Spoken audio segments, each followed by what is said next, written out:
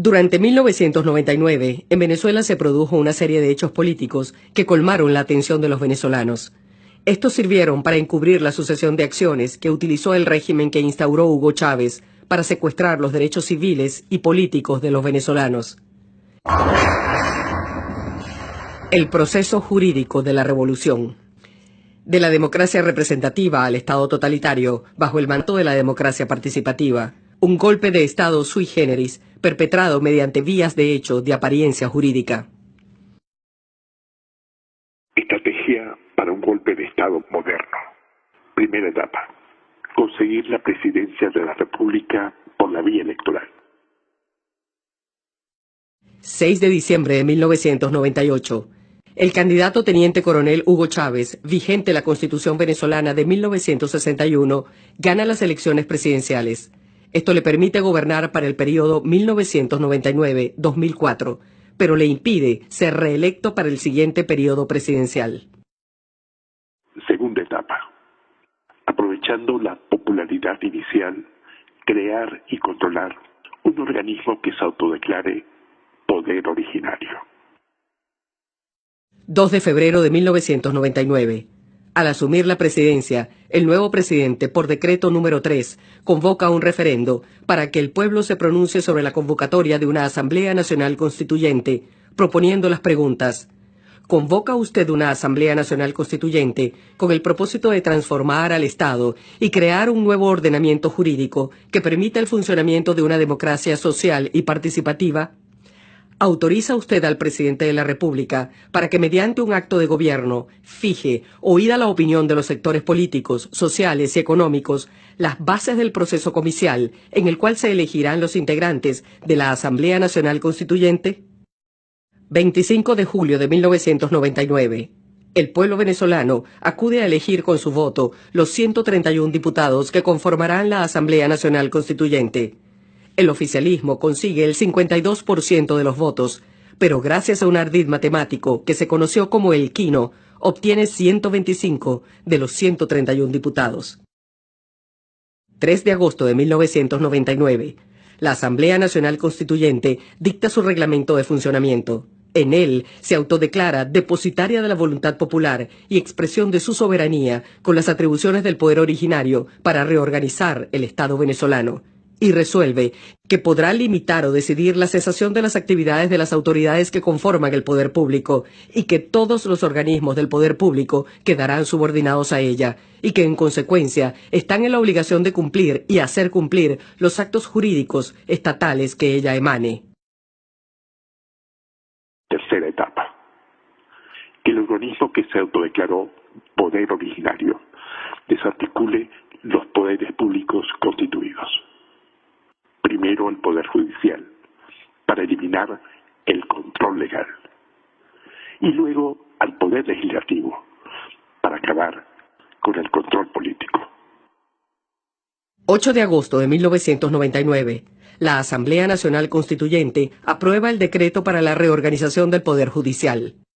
9 de agosto de 1999. En un acto mediático, poniendo su cargo a la orden, el presidente de la República se subordina al autoproclamado poder originario de la Asamblea Nacional Constituyente.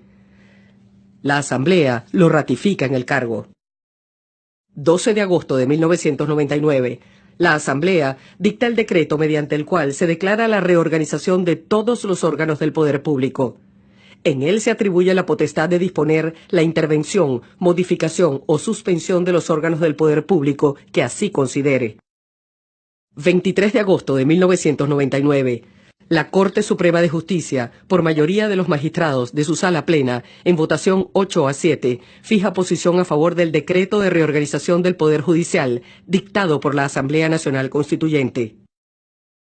La presidenta de la Corte, Cecilia Sosa, en su voto salvado, hace constar: es evidente que a la Asamblea Nacional Constituyente se le autorizó para redactar un nuevo ordenamiento constitucional que sostendrá el nuevo esquema del Estado democrático elegido por el país, y no para intervenir o sustituir los poderes constituidos, erigiéndose en una suerte de superpoder donde se concentran todas las potestades públicas. Sencillamente, la Corte Suprema de Justicia de Venezuela se suicidó para evitar ser asesinada. El resultado es el mismo: está muerta. 25 de agosto de 1999. La Asamblea promulga el decreto para la reorganización del Poder Judicial. Mediante este decreto, crea, subordinada a ella, la Comisión de Emergencia Judicial, con facultades para evaluar a la Corte Suprema de Justicia y al Consejo de la Judicatura, nombrar, sustituir y sancionar jueces.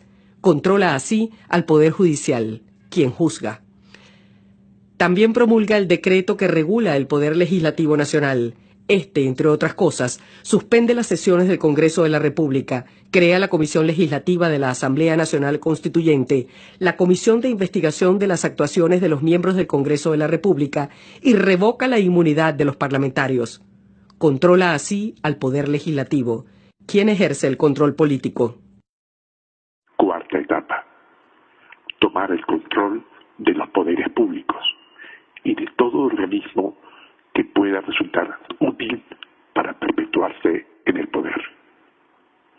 Con ello, el plan habrá culminado.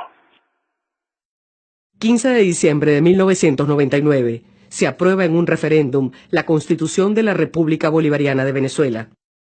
22 de diciembre de 1999. La Asamblea Nacional Constituyente emite el decreto de régimen de transición del poder público.